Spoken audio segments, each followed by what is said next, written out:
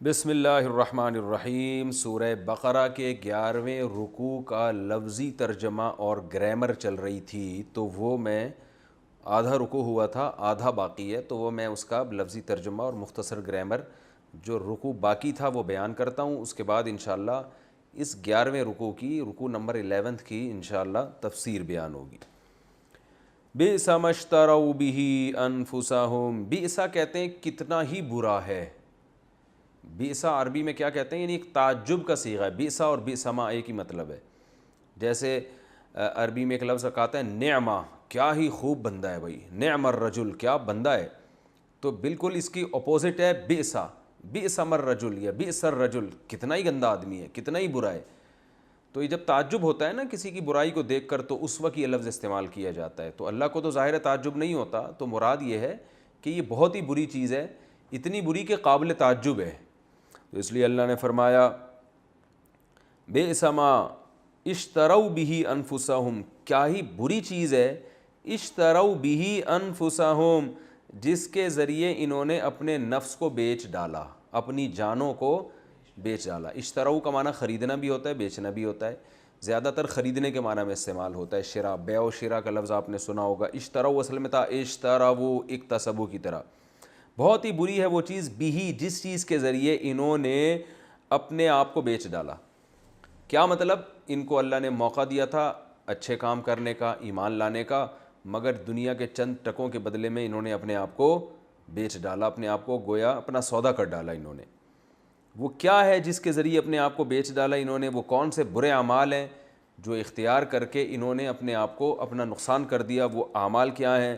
ان یکفروا، یہ بات ہے، یکفروا کہ انہوں نے کفر کیا، بیما، اس چیز کا، انزل اللہ، جو اللہ نے نازل کی، اس چیز کے ساتھ کفر کیا جو آسمان سے اللہ تعلیمات اور کتاب نازل کر رہا ہے۔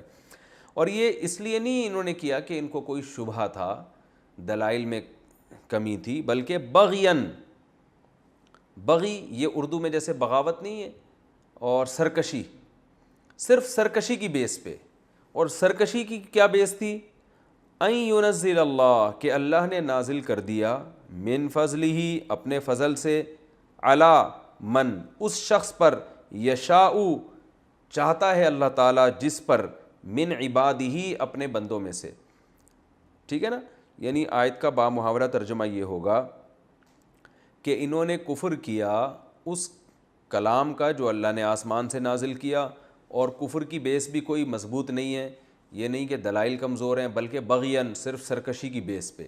اور سرکشی کی بیس بھی کوئی مضبوط نہیں ہے، بلکہ بعض دفعہ انسان باغی ہو جاتا ہے، جیسے باپ اپنی اولاد پہ بہت سختی کرے تو بیٹے باغی ہو جاتے ہیں۔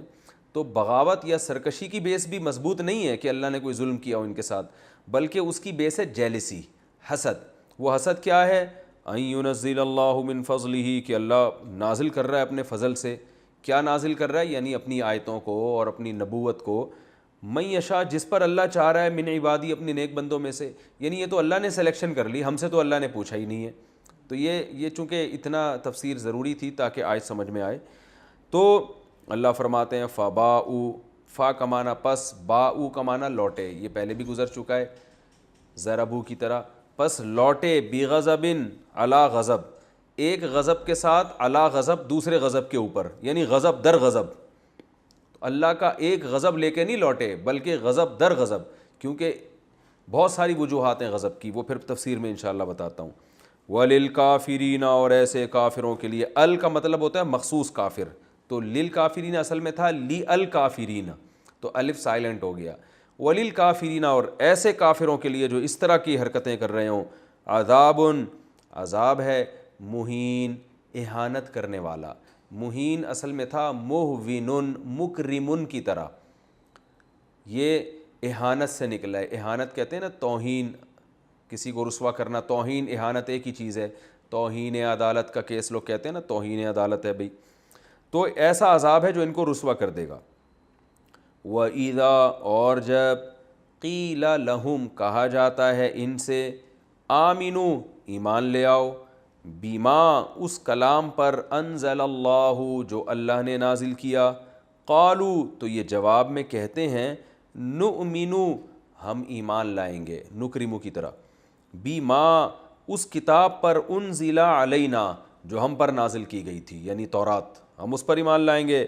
وَيَكْفُرُونَ اور یہ انکار کرتے ہیں بِمَا اس کتاب پر، یعنی اس چیز کا، وراءہ جو اس کتاب کے علاوہ ہے۔ وراء، ما وراء عدالت آپ نے سنا ہوگا نا لفظ، یعنی عدالت کے علاوہ، کہتے ہیں نا ما وراء عدالت قتل جائز نہیں ہے، ما وراء عدالت یعنی عدالت کے پیچھے قتل، عدالت سے ہٹ کے، تو علاوہ، ہٹ کے، یہ سب معنوں میں ما وراء کا لفظ استعمال ہوتا ہے۔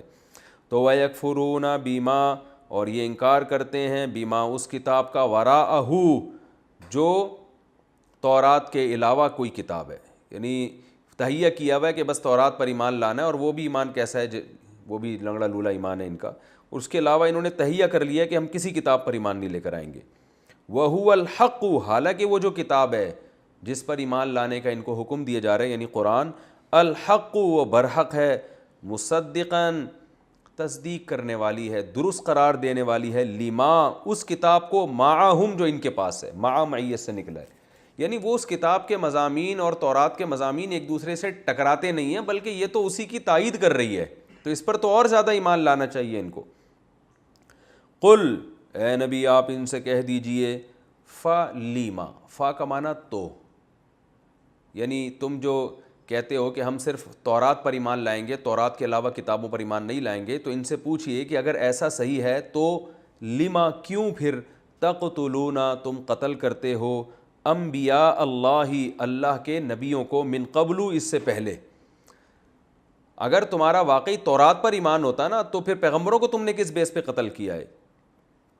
ان کنتم مؤمنین اگر تم ہو مومن، یعنی اس تورات پر ایمان کے دعوے میں بھی تم جھوٹے ہو۔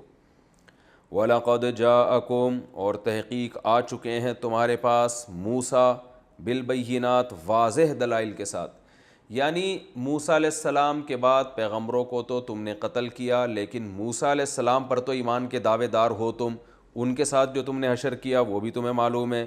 آ چکے ہیں موسیٰ تمہارے پاس واضح دلائل کے ساتھ۔ ثم اتخذتم، ثم کا معنی پھر، اتخذتم تھا اصل میں، اتخذ یتخذ اصل میں تھا اکتسب یکتسب کی طرح، اس کا معنی ٹھہرا لینا، کئی دفعہ گزر چکا ہے یہ لفظ، الف سائلنٹ ہو گیا۔ ثم اتخذتم پھر تم نے ٹھہرا لیا، العجل بچھڑے کو، عجل کہتے ہیں بچھڑا، کٹا بھی جسے میرا خیال ہے کہتے ہیں پنجابی میں، اب پتہ نہیں کٹا تو شاید بھینس کے بچے کو بولتے ہیں۔ ثم اتخذتم العجل پھر تم نے ٹھہرا لیا بچھڑے کو، من بعدہ اس کے بعد بھی، یعنی موسیٰ علیہ السلام کے آنے کے بعد اور دلائل دیکھنے کے بعد، وانتم اور تم ظالمون ظالم تھے، تم یہ سب غلط کر رہے تھے۔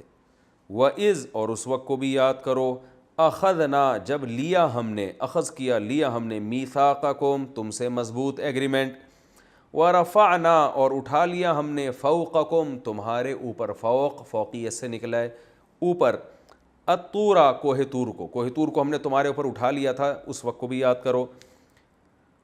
خذو اور اس وقت ہم نے کہا تھا، یہاں یہ ہم نے کہا تھا کا لفظ محذوف ہے، اس وقت ہم نے کہا تھا خذو، خذ کا معنی ہوتا ہے پکڑو، عربی میں بھی آج یہ لفظ استعمال ہوتا ہے، سعودی عرب میں جائیں خذ، یہ لو بھائی، خذو پلورل ہے، جمع کا صیغہ ہے، پکڑو، ما اس کتاب کو، آتیناکم جو ہم نے تمہیں دی ہے، بقوت مضبوطی کے ساتھ پکڑ لو، واسمعوا اور اس کے حکام کو غور سے سنو، سماعت کرو۔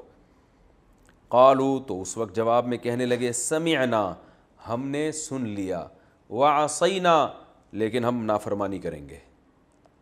عصینا عصیان سے نکلا ہے، عصیان گناہ کو کہتے ہیں نا، عاصی، ضربنا کی طرح، عصینا لیکن ہم نافرمانی کریں گے۔ واشربوا اشربا یشربو اشرابن، اس کا معنی ہوتا ہے پلانا، شراب سے نکلا ہے نا، مشروب، مشروب کوئی بھی پینے کی چیز، میں کئی دفعہ بتا چکا ہوں اردو میں شراب کو شراب کہتے ہیں لیکن عربی میں شراب کو شراب نہیں، خمر کہا جاتا ہے، تو عربی میں جو شراب ہے نا وہ مشروب کو کہا جاتا ہے۔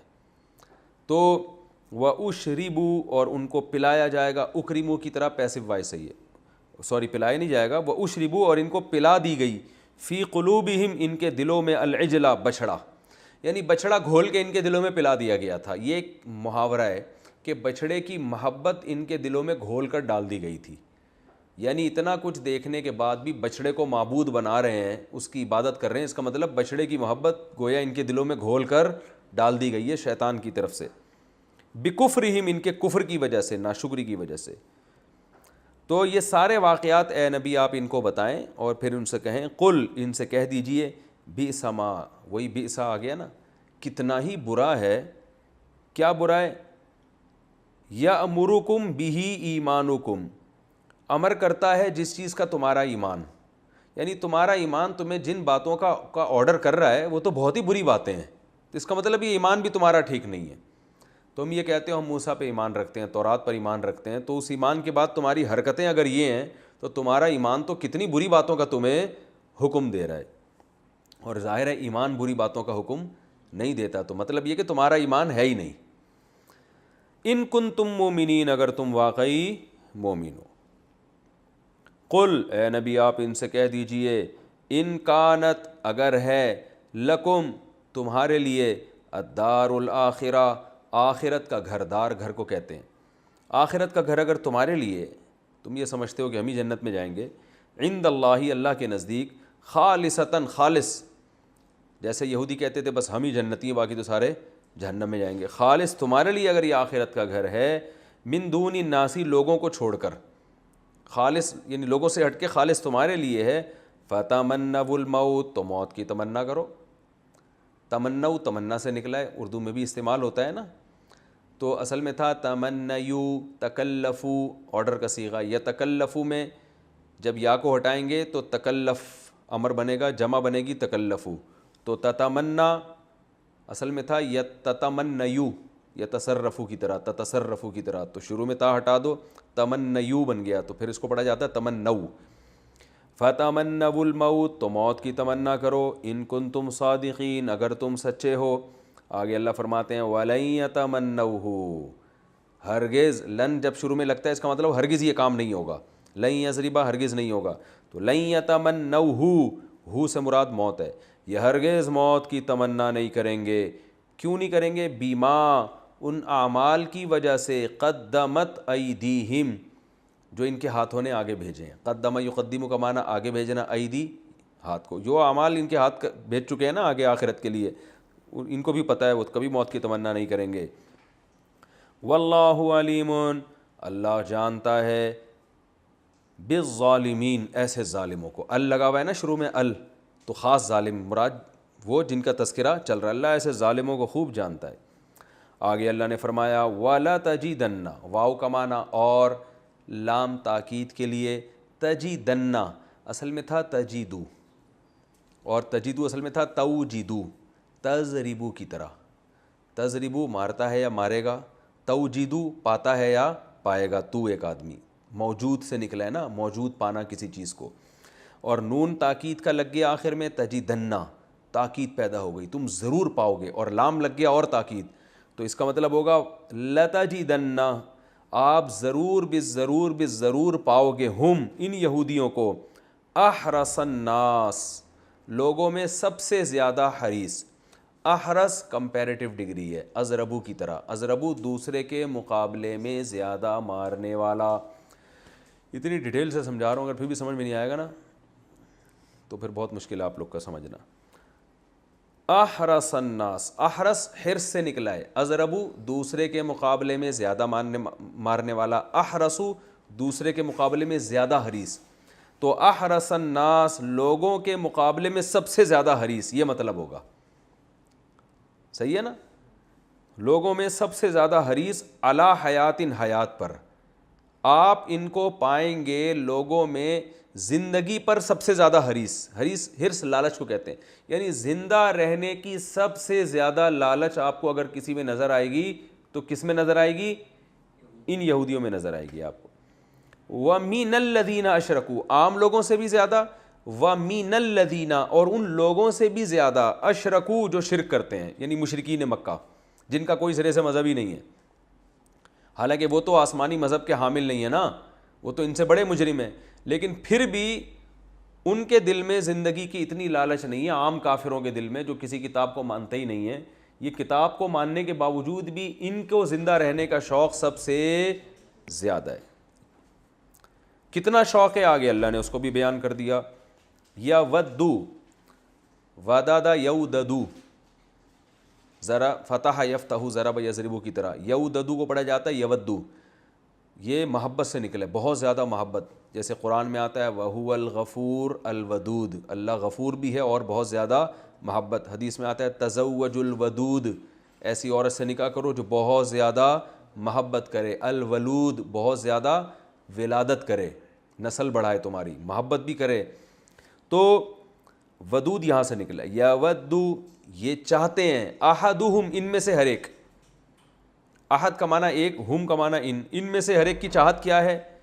لو کا معنی اصل میں تو اگر ہوتا ہے, لیکن بعض دفعہ یہ کاش کے معنی میں بھی آتا ہے. جیسے ہم کہتے ہیں نا اگر یہ ہو جائے تو کتنا اچھا ہوگا, تو یہ تو لفظ تو ہم اف استعمال کر رہے ہیں یا اگر استعمال کر رہے ہیں, لیکن یہاں تمنا کا معنی پیدا ہو رہا ہے. اگر یہ ہو جائے تو یار, اگر میرے پاس 3 کروڑ روپے آ جائیں, لوگ کہہ رہے ہوتے ہیں نا تو میں یہ کروں گا, تو اگر سے مراد ہوتا ہے کاش ایسا ہو جائے. تو یہاں بھی کاش کے معنی میں کہ ان میں سے ہر ایک کی تمنا ہے. لو یعمرو, کہ کاش یعمرو, ان کو عمر دی جائے. عمرا یعمرو, عمر سے بھی نکلا ہے. اس کا معنی تعمیر بھی ہوتا ہے اور عمر دینا بھی ہوتا ہے.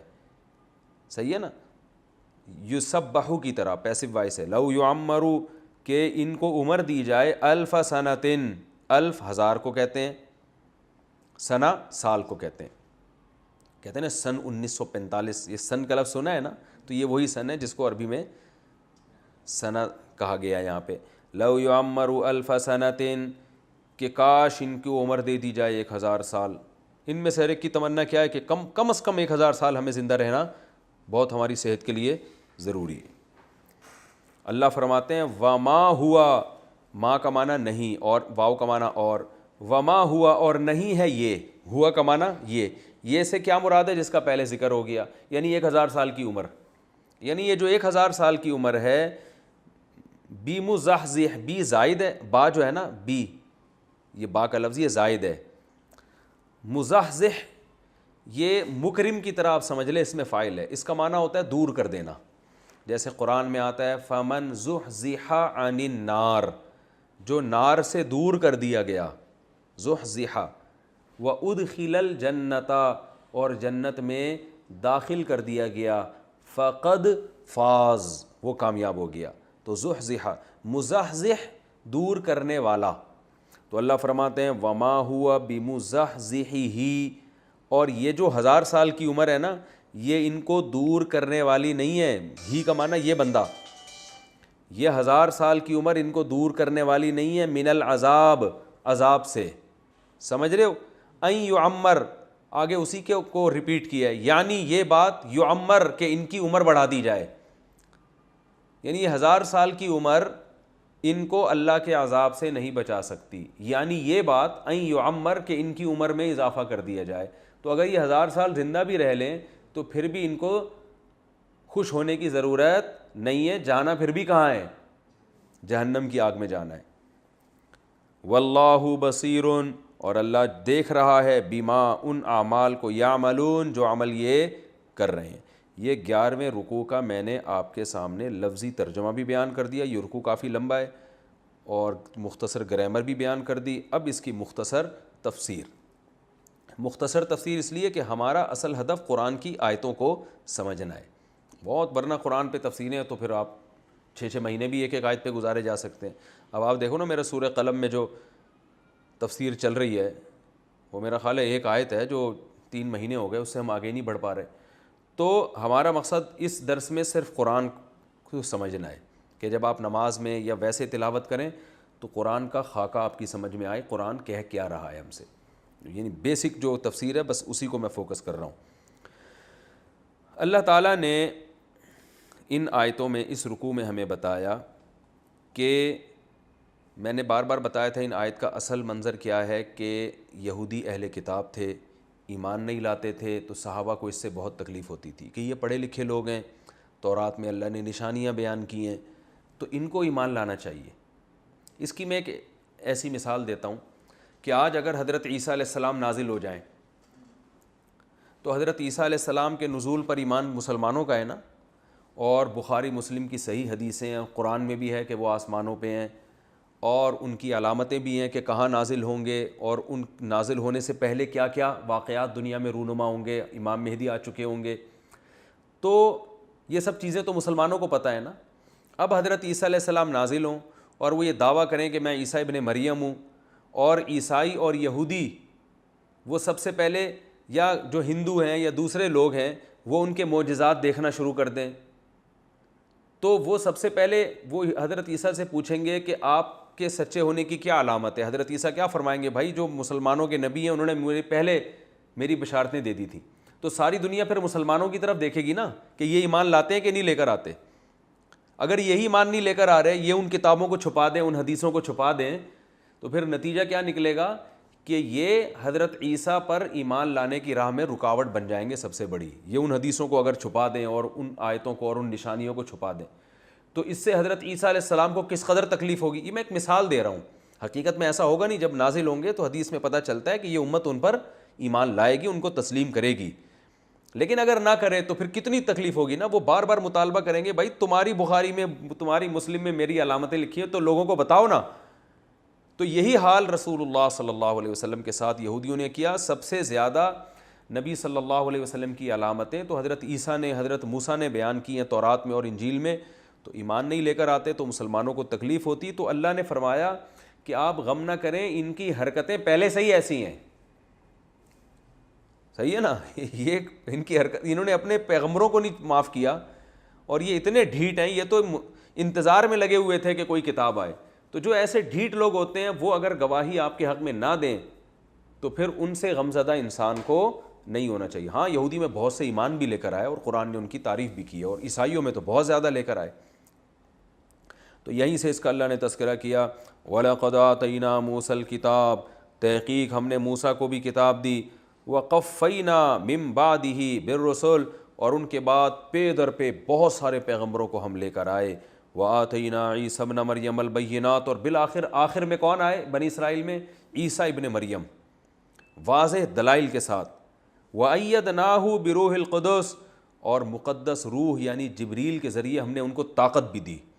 یعنی پیغمبر بھی طاقتور, ان کی دعوت بھی طاقتور, ان کا مشن بھی زبردست, اور مشن کو غالب کرنے کے لیے تمام اختیارات بھی اللہ نے ان کو دیے. اس کے باوجود اللہ فرماتے ہیں یہودیوں کی حرکتیں دیکھو, جو اس وقت موجود تھے ان کی حرکتیں کیا تھیں. روح القدس سے کیسے اللہ نے تقویت دی کہ جبریل علیہ السلام آپ کے ہر وقت ساتھ رہا کرتے تھے, اور دل میں آپ کو یہودیوں کی جو اس وقت آپ کا انکار کر رہے تھے نا, اس سے جو آپ کو غم ہوتا تھا تو آپ کو تسلی دیتے تھے, آپ کی تائید کرتے تھے, آپ کی حفاظت بھی انہوں نے کی. جب یہودیوں نے اپنے خیال کے مطابق آپ کو سولی پہ لٹکایا تو حضرت جبریل فرشتوں کے ساتھ آپ کو اوپر لے گئے. تو اس سے یہ بھی پتہ چلتا ہے کہ اللہ تعالیٰ فرشتوں کے ذریعے بھی انسان کو قوت دیتے ہیں, اور علماء نے اس سے استدلال کیا ہے. اور قرآن و سنت سے یہ بھی پتہ چلتا ہے کہ بعض دفعہ اچھی بات انسان کرتا ہے تو حضرت جبریل کی طرف سے دل میں الہام بھی ہوتا ہے. بعض باتیں علماء کی ہوتی ہیں نا, کہتے ہیں یار یہ تو ایسی باتیں کر رہے ہیں کہ جس طرف عام آدمی کا دماغ نہیں جاتا, یہ تو وہبی ہیں, اللہ کی طرف سے ہبہ ہے, یہ تو الہامی ہے. تو ایسا ہوتا ہے بعض دفعہ. جیسے حضرت حسان ابن ثابت رضی اللہ تعالی عنہ جب شاعری کرتے نا نبی کی شان میں, تو آپ صلی اللہ علیہ وسلم فرماتے پڑھو وہ جبریل معک, جبریل تمہارے ساتھ ہیں. یعنی تم دل میں جو ہے نا تمہارے مضامین کون ڈالے گا؟ جبریل ڈالیں گے تمہارے. تو ایسے ایسے تبھی ان کی شاعری دیکھو نا, کیسی خوبصورت شاعری ہے حضرت حسان ابن ثابت کی. وہ کیا ہے, بڑے زبردست اشعار ہیں ان کے. وَأَحْسَنُ مِنْكَ لَمْ تَرَ عَيْنِي قَطُّ وَأَجْمَلُ مِنْكَ لَمْ تَلِدِ النِّسَاءُ خُلِقْتَ مُبَرَّأً مِنْ كُلِّ عَيْبٍ كَأَنَّكَ قَدْ خُلِقْتَ كَمَا تَشَاءُ. کیسے لگے بندے الفاظ ہیں کہ آپ سے زیادہ حسین میری آنکھ نے کبھی نہیں دیکھا, اور آپ سے زیادہ جمیل کسی ماں نے کبھی جنا نہیں ہے. اگر وہ الٹا کرتے, شاعر تو اتنے الفاظ کا خیال نہیں کرتے, اگر وہ اس کلام کو یوں کر دیتے کہ آپ سے زیادہ حسین کسی ماں نے جنا نہیں ہے, تو یہ کلام غلط ہو جاتا. اس لیے کہ دنیا میں سب سے زیادہ حسن یوسف علیہ السلام کو ملا ہے. تو سوال پیدا ہوتا, کیونکہ حدیث میں آتا ہے کہ اکیلا آدھا حسن اللہ نے یوسف علیہ السلام کو دیا ہے. تو پتہ چلا حسن میں یوسف علیہ السلام جب آدھا اکیلا لے گئے تو باقی تو اللہ نے سب مخلوق میں تقسیم کیا, جس میں ہمارے نبی صلی اللہ علیہ وسلم بھی ہے. تو سب سے زیادہ حسین کون تھے؟ یوسف علیہ السلام. تو اگر حضرت حسان یوں کہتے کہ اللہ نے آپ سے زیادہ حسین کوئی پیدا ہی نہیں کیا ہے, تو خود یہ نبی کی حدیث کے خلاف ہو جاتا. تو ان کے الفاظ کیا ہیں؟ احسن منک لم تر عینی قط, آپ سے زیادہ حسین میری آنکھ نے نہیں دیکھا. لیکن جہاں جمال کی بات آئی تو جمال حسن سے اوپر کی چیز ہوتی ہے.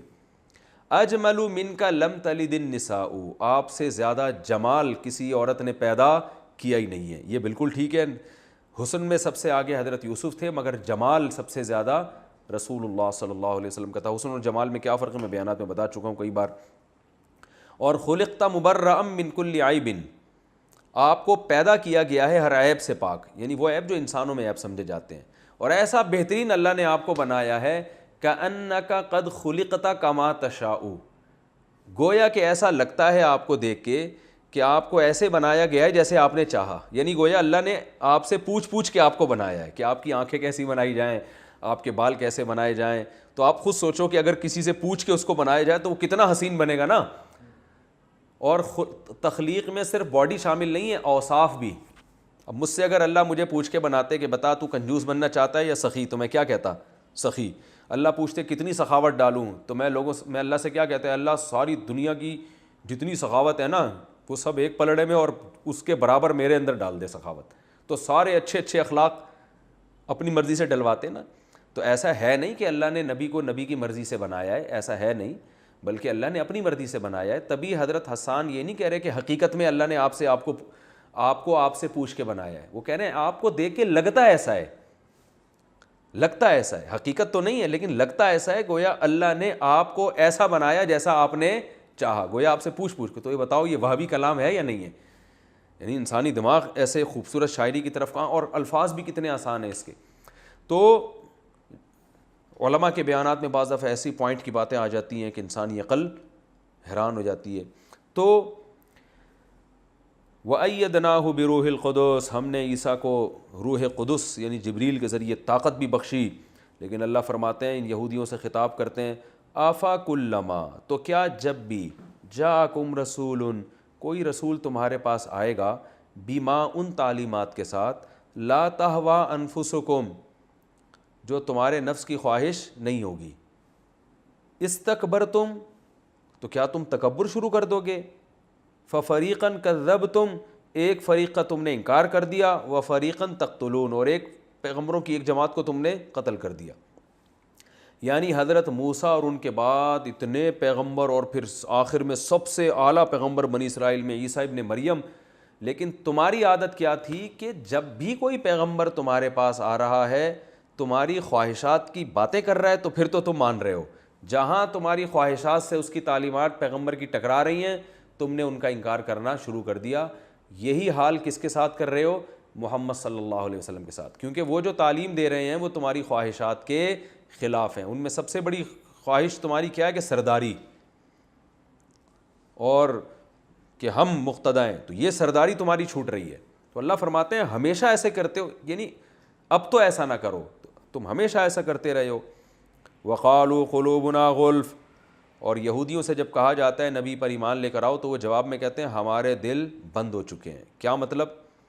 ہمیں اتنا پکا موسیٰ علیہ السلام پر ایمان ہے اور آپ کے بعد جو چند پیغمبروں پر، کہ اب ہمیں وہاں سے کوئی ہٹا نہیں سکتا، اور ہم محمد صلی اللہ علیہ وسلم پر ایمان لائیں گے نہیں. اس حوالے سے ہم بڑے استقامت والے لوگ ہیں.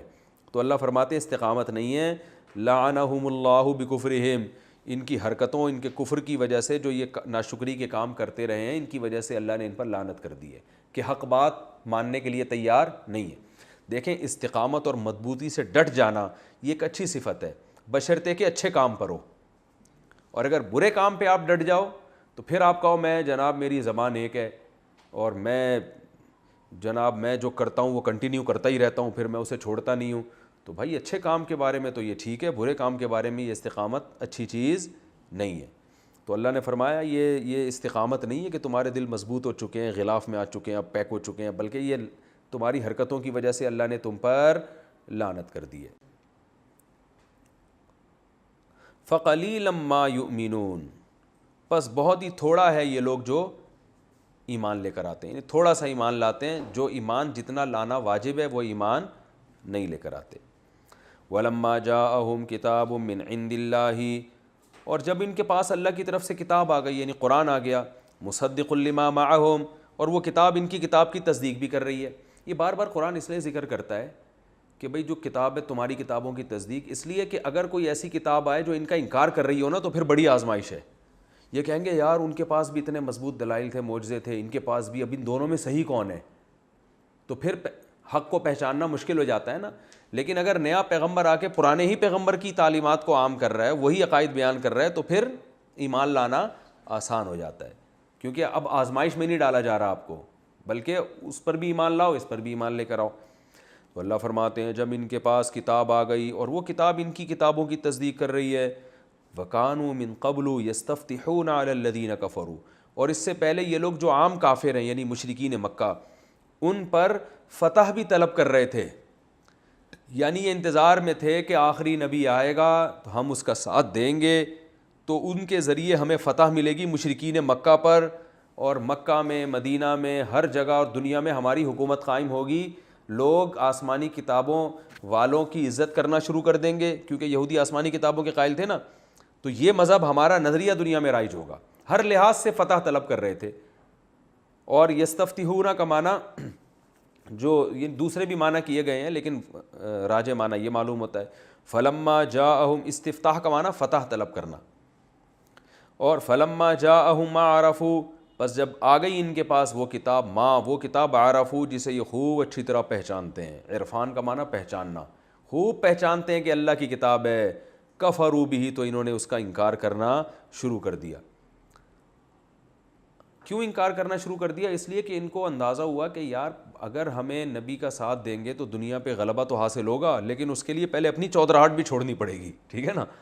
تو فی الحال اپنی چودراہٹ چھوڑنے کے لیے تیار نہیں تھے. پہلے تو کہا کرتے تھے, جیسے آج ہم حضرت عیسیٰ کا انتظار کر رہے ہیں نا کہ حضرت عیسیٰ آئیں گے تو ان کی میت میں جہاد ہوگا, پوری دنیا پر حکومت ہوگی, تو ہم تو انتظار کر رہے ہیں. لیکن جب حضرت عیسیٰ آئیں گے تو جو قوم کے بڑے بڑے چودھری ہوں گے نا, جن کی خلافت جا رہی ہوگی, ان کو سب سے زیادہ, ان میں جو 2 نمبر ہوں گے ان کو سب سے زیادہ تکلیف ہوگی کہ یار ان کے آنے کے بعد ہماری تو کوئی ویلیو رہی نہیں ہے. سمجھ رہے ہیں نا, کوئی بڑا جب آتا ہے تو چھوٹے کی تھوڑی ویلیو ہوتی ہے. فلعنت اللہ علی الکافرین, اللہ فرماتے ہیں ایسے کافروں پر لعنت جو کم بخت انتظار میں تھے کہ پیغمبر آئے اور کتاب آئے اور ہم یہ اور ہم یوں اور یہ ایسے ہو جائیں گے. مشرکین کو فخر سے کہا کرتے تھے کہ تم ابھی صبر کرو, بس ایک پیغمبر آنے والا ہے. تو جب آ گیا تو پھر اس کا وہ مشرکین ایمان لے کر آ رہے ہیں اور یہ ایمان نہیں لے کر آ رہے. بئس ما اشتروا بہ انفسہم, اللہ فرماتے ہیں بہت بری چیز ہے جس کے ذریعے انہوں نے اپنے نفسوں کو بیچ ڈالا. کیا بری چیز ہے جس کے ذریعے بیچ ڈالا؟ کفر کیا اس کتاب کا جو اللہ نے نازل کی. اور کفر کی بیس کیا ہے؟ سرکشی, بغاوت. اور بغاوت کی بیس کیا ہے؟ ان ینزل اللہ من فضلہ علی من یشاء, کہ پیغمبر تو ہم میں سے آنا چاہیے تھا, ہم سردار ہیں, ہم پڑھے لکھے, یہ امی لوگوں میں سے پیغمبر کیوں آ گئے جو یتیم ہیں, جن کے پاس پیسے نہیں ہیں, غریب ہیں. تو اللہ نے اپنا فضل جس پہ چاہا نازل کیا, اس سے ان کو کیا ہو رہی ہے؟ تکلیف ہو رہی ہے. فباؤوا بغضب علی غضب, پس یہ غضب در غضب لے کے لوٹے. ایک غضب تو اس بات کا کہ انہوں نے کفر کیا, انکار کیا. دوسرا غضب اس بات کا کہ انکار کی بیس کیا تھی؟ سرکشی. تیسرا غضب, سرکشی کی بیس بھی کوئی مضبوط نہیں ہے بلکہ جیلسی. تو غضب در غضب کا مطلب 2 غضب نہیں ہے بلکہ بہت سارے. بعض دفعہ عربی میں ایک چیز کو 2 دفعہ بیان کیا جاتا ہے, یہ نہیں بتانے کے لیے کہ 2 دفعہ, بلکہ یہ بتانے کے لیے کہ بہت دفعہ. وَلِلْكَافِرِينَ عَذَابٌ مُّهِينٌ, اور ایسے کافروں کے لیے ذلت والا عذاب ہے. دیکھو قرآن میں جو آتا ہے نا, دردناک عذاب, ذلت والا عذاب, بڑا عذاب, اس میں بھی کوئی حکمت ہوتی ہے کہ ورڈنگ چینج کیوں ہو رہی ہے. یہاں ذلت والا عذاب اس لیے کہ یہاں یہ جیلسی کی وجہ سے ایمان نہیں لے کر آ رہے, اور جیلسی کیا کہ ان کی عزت زیادہ ہماری کم. تو اللہ فرماتے ہیں تمہیں جو عذاب ملے گا وہ ہوگا ہی تمہیں ذلیل کرنے کے لیے. تو جس عزت کی وجہ سے تم نبی صلی اللہ علیہ وسلم کا انکار کر رہے ہو نا, وہی عزت جب جہنم میں جاؤ گے تو وہ کیا ہو جائے گی؟ ختم ہو جائے گی. تو وہ صرف تکلیف دہ عذاب نہیں ہے بلکہ رسوا کرنے والا بھی عذاب ہے. تو مہین کا لفظ یہاں اس لیے لے کر آئے ہیں. قرآن کے جو بلاغت بہت ہے, قرآن میں ایک لفظ جو آیا ہے نا وہ کوئی نہ کوئی اس کے پیچھے وجہ ہوتی ہے.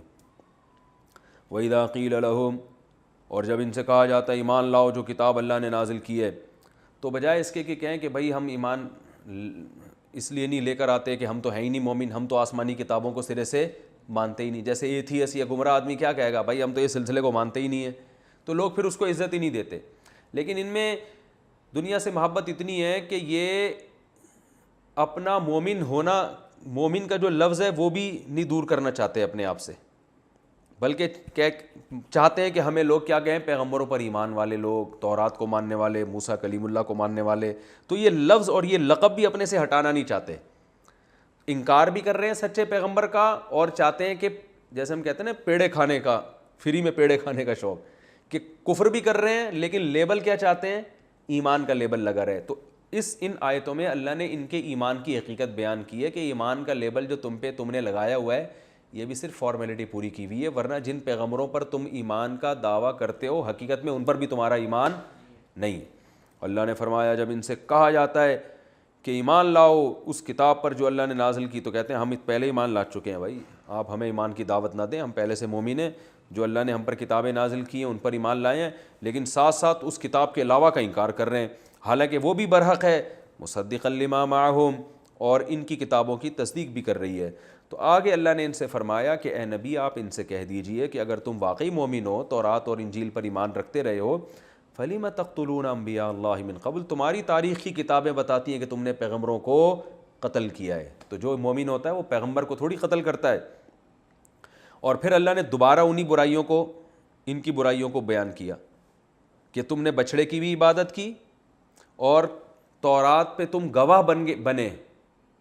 70 آدمی گئے تھے نا، گواہ بن کے آئے تھے، جب دیکھا کہ اس میں احکام مشکل ہیں تو اپنی قوم کو گواہی دینے لگے کہ ہم نے جو تورات دیکھی تھی نا اس میں اللہ میاں نے یہ بھی ہم سے کہا تھا کہ جو آسان احکام ہو ان پر عمل کر لینا، مشکل کیا کر دینا، چھوڑ دینا. تو اس پہ اللہ نے کوہ طور اٹھا کے ان کے اوپر کر دیا کہ یہ گر جائے گا، مر جاؤ گے یہاں پہ سارے. تو پھر فوراً کہا کہ اچھا نہیں اللہ ہم ایمان لے کر آ رہے ہیں، ٹھیک ہے نا.